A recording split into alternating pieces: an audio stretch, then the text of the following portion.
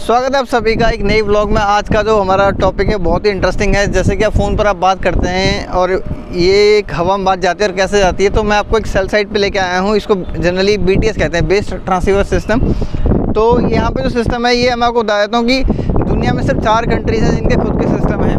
China में 2 companies हैं, एक हुआवे है, एक ZTE है, और एरिक्सन है स्वीडन की, नोकिया है फिनलैंड की, और एक है जो कंट्री वो है कोरिया, सैमसंग। इनके अलावा कोई भी कंप्लीट एंड टू एंड जो है, जो रेडियो एक्सेस नेटवर्क RAN कहते हैं उसको, वो नहीं बनाता है। इस कड़ी में नेक्स्ट हमारा भारत है, तो वो अभी एक डेवलपिंग स्टेज पे है। तो हो सकता है कि अगले 1 या 2 साल में वो ये 5वीं कंट्री बन जाए और ये कंपनी जो है वो 6ठी कंपनी बन जाए, BSNL, जो इसको लॉन्च करे। तो यहाँ बात करते हैं नोकिया की। जो ये डब्बा है पीछे आप देख रहे हैं, ये नोकिया का है। इसके ऊपर जो आप ये देख रहे हैं, ये एंटीना है। मैं उस तरफ दिखाता हूँ आपको क्योंकि यहाँ पर काफ़ी हवा चल रही है। जो ये है एंटीना, उसके बाद मैं आपको बताऊँगा कि ये कैसे कनेक्ट होता है। यहाँ पे आपको हो सकता है काफ़ी हवा की आवाज़ आ रही हो। अभी हवा की आवाज़ नहीं आएगी। हाँ, अब आपको हवा की आवाज़ नहीं आएगी। ये एंटीना है, ये डायरेक्टली एयरवेव्स फेंकता है जो हमारे मोबाइल पे आती हैं। और जो वो एयरवेव्स हैं, वो एयरवेव्स हमारा फ़ोन पकड़ता है। जिस तरीके से मैं 2 इंसान आपस में बात करते हैं, उस तरीके से ये जो मोबाइल है इनके साथ बात करता है। तो इनके साथ कौन सी मशीन कनेक्ट होती है, वो जो मशीन है जो मैं आपको दिखा रहा हूँ अभी, ये है। तो इस तरीके से एक कॉमन जो कॉन्फ़िगरेशन रहता है, कॉमन जो हिसाब रहता है, वो रहता है कि एक जो सेल साइट होती है एक BTS पे 3 सेक्टर होते हैं। लेकिन कहीं की रिक्वायरमेंट के हिसाब से 1 भी रहता है, 2 भी रहते हैं, 4 भी रहते हैं, और मैक्सिमम जो कॉन्फ़िगरेशन रहती है वो 6 की रहती है। यहाँ पर जो है 3 की है। एक मैं आपको दिखा चुका हूँ, ये रहा। दूसरा मेरे पीछे है। तीसरा उस तरफ है, वो बिल्कुल आपको दिख रहा होगा। तो ये 3 है, 3। और इनके डिग्री में रहता है कि जनरली जो मान के चला जाता है कि यहाँ पे 0, 120 और 240 डिग्री पे ही हमारा सिस्टम रहेगा। लेकिन वो डिपेंड करता है कि आपकी जो सर्विंग एरिया है क्या है। जैसे कि आप सामने देख सकते हैं यहाँ पर कि यहाँ पर पूरे मकान बने हुए हैं, तो ये हमारा सर्विंग एरिया है। और अगर आप उस तरफ देखेंगे तो उस तरफ जंगल है। तो जो एंटीना की डायरेक्शन है, यानी कि जो ये ऊपर लगा हुआ है, इसकी डायरेक्शन है, उसको हम जिस तरफ घनी आबादी वाला क्षेत्र होगा उस तरफ हम करेंगे। तो सब अब बात हमारी होगी एयरवेव्स की। तो एयरवेव्स जो होती हैं हमारी, वो इसमें आती हैं। इससे हमारे फिर वो ये नोकिया का डब्बा है, तो ये FRGT में जाती हैं।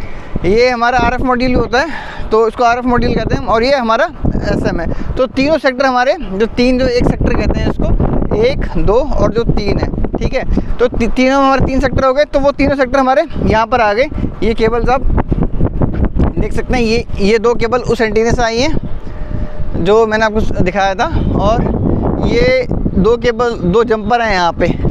बेसिकली होता क्या है कि जो अगर दूर होता है तो उसमें क्या होता है कि एक हमको मोटी फीडर लानी होती है, उसके बाद हमारे ये कनेक्टर, ये जंपर लगते हैं। और उसी तरीके से वो तीसरा है जो कनेक्ट होकर यहाँ पे आ रहा है। तो हमारा यहाँ पर जो ये वाला सेक्टर है, ये हमारा फर्स्ट सेक्टर है। इसकी डिग्री मैं आपको बताता हूँ कि इसकी डिग्री 20 डिग्री है। इसकी डिग्री हमारी 160 है, और उसकी हमारी जो डिग्री है वो 260 है। तो तीनों सेक्टर हमारे आगे, तीनों एयरवेव फेंक रहे हैं, एयरवेव फेंक रहे हैं इससे। फिर इसको कंट्रोल कौन करता है? इसको कंट्रोल करता है हमारा सिस्टम मॉड्यूल हमारे को किस तरह की फ्रिक्वेंसी देनी है, किस तरह का इसको जो है, जो इसमें क्या कॉन्फ़िगरेशन हो रही है, क्या रेडिएशन करना है, 4G रेडिएट करना है, 3G रेडिएट करना है या 5G रेडिएट करना है, वो ये डिसाइड करता है। और ये दोनों मिलकर डिसाइड करते हैं। तो अभी जो जियो है वो नोकिया के इस तरीके से डब्बे लगा रहा है, वो आपके 5G सपोर्ट करने के लिए है। उसके बाद बारी आती है जब ये कनेक्ट हो गया, ये एयरवेव्स है कि एयरवेव्स इसके थ्रू आई, इसको इसने कंट्रोल किया। तो ये कैसे कनेक्ट हो रहा है? तो इसके 2 कनेक्शन के तरीके होते हैं। एक होता है ऑप्टिकल फाइबर से, दूसरा होता है हमारा माइक्रोवेव से। ऑप्टिकल फाइबर मैं आपको दिखाता हूँ। माइक्रोवेव जो है ऊपर, वो जो सफ़ेद रंग का आप देख रहे हैं, वो माइक्रोवेव है। माइक्रोवेव क्या होता है कि एक बेसिकली एंड टू एंड, इसके सामने, बिल्कुल इसके सामने कहीं ना कहीं एक टावर होगा। तो वो टावर भी अगर मैं आपको दिखा पाऊँ, वो सामने वो टावर है, बिल्कुल उसमें भी एक ऐसा माइक्रोवेव लगा हुआ जो बिल्कुल इसके सामने होगा। तो तो वहाँ से कनेक्टिविटी होगी। ये तो होगी आपकी माइक्रोवेव की कनेक्टिविटी। उसके बाद में ये आपका जाता है आपका उसमें ब्लेड क्लस्टर में जाता है, ब्लेड क्लस्टर कह लीजिए या फिर आप उसको आरएनसी कह लीजिए। आरएनसी के बाद में कोर में चलाते हैं, कोर के बाद में वो आपके दूसरे ऑपरेटर में चलाता है। फिर से वही सिग्नल शुरू, वही चीज़ शुरू होगी कि आपका वो कोर में गया, कोर से फिर आपको दूसरा ऑपरेटर में गया, ऑपरेटर से फिर आपके उसमें आरएनसी में गया, आरएनसी के बाद में आपका बीटीएस साइड पे आज जिस पर मैं खड़ा हूँ। अब उसके बाद एक मैं आपको बता चुका हूँ कि माइक्रोवेव का, और दूसरा जो है वो मैं आपको बताता हूँ जो है फाइबर का। जो ये साइड कनेक्ट है वो है फाइबर पे कनेक्ट है, ये माइक्रोवेव पे नहीं है, क्योंकि दूसरी साइड इससे कनेक्ट हो रही है, ये उससे कनेक्ट नहीं हो रही है। तो फाइबर में अगर आपको दिखाऊँ यहाँ पे, तो सेम यहाँ पे एक साइड और लगी हुई है ये वाली। तो ये देखिए फाइबर है, ऑप्टिकल फाइबर, ये कनेक्ट हो रही है अपनी आरएनसी से, जो मैंने आपको बताया कि आरएनसी से। और जो अभी हमने साइड लगाई है, जो मैंने आपको पहले दिखाया था, वो उसकी फाइबर ये है। इसका कन्फिगरेशन होना अभी बाकी है, इसको कन्फिगर करेंगे, उसके बाद ये ऑन एयर होगी और जो हमारा जो रेडिएशन है वो शुरू होगा। इसकी पावर की बात करें, जो ये हमारा डीसी सिस्टम पे चलता है, डीसी सिस्टम होता है इसमें। तो ये हमारा यहाँ पे पावर प्लांट है, और जो पावर प्लांट है इसमें एसी आ रहा है, एसी से ये 48 वोल्ट डीसी में कन्वर्ट करता है।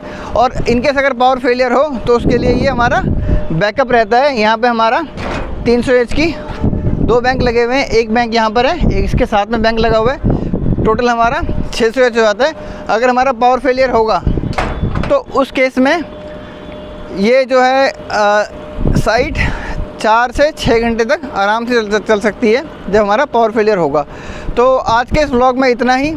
आपको ये मेरा जो वीडियो है कैसा लगा, और अगर आप इस तरह के और इन्फॉर्मेटिव वीडियो चाहते हैं तो प्लीज़ कमेंट करके मुझे बताएं। और चैनल अगर सब्सक्राइब नहीं करेगा, चैनल को सब्सक्राइब कर लें। वीडियो अच्छा लगे तो लाइक करें, नहीं अच्छा लगे तो डिसलाइक करना भी ना भूलें, लेकिन कुछ ना कुछ ज़रूर करें। आज के इस व्लॉग में इतना ही। Thank you so much.